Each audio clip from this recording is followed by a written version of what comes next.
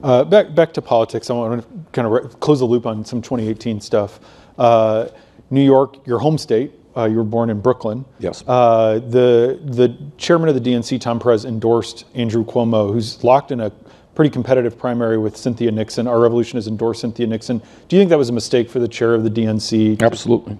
And does it make it harder to trust that progressive candidates in 2020 will get a fair shake when they're wading into primaries like this? It does. Look, let us also be clear. Maybe I'm the only person here who will tell you this, but you got Democrats up here who will tell you, oh, Democratic Party is God's gift to the human race. Republicans will tell you the same thing.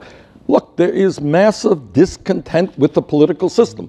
People don't vote. People often hold their noses and they vote.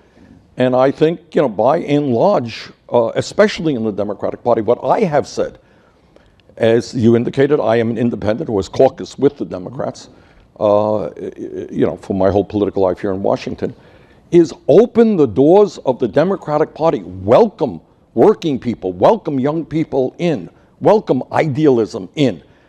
So when you have the head of the DNC, and I've worked okay with Perez on some areas, and I'll mention that in a moment, but to endorse one candidate over the other is not what the chair of the DNC should be doing. Now, one of the areas that we have worked on, we will see what happens, man, and this will be a very big deal. Right now, as you know, when I ran, you had many super delegates, almost all of whom ended up supporting Hillary Clinton. And I think there is a widespread understanding that's just not right. And in fact, you had super delegates voting for Clinton in states that I won pretty handsomely. Right.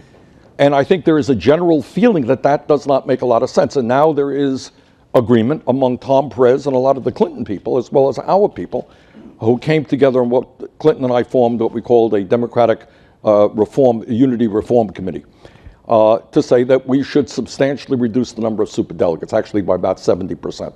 Some people think we should eliminate them all, and I could certainly support that. Will that happen? Well, we will see. Pay attention to that. Right. And then you got other issues. In New York State, we talk about voter suppression, one of the great problems of our country. It's not just money in politics. You got Republican governors and attorneys general all over this country trying to make it harder for poor people or people of color to vote. How outrageous is that? Go to New York State and find out that if you're going to participate in the Democratic primary, you have got to be registered as a Democrat 6 months before that primary.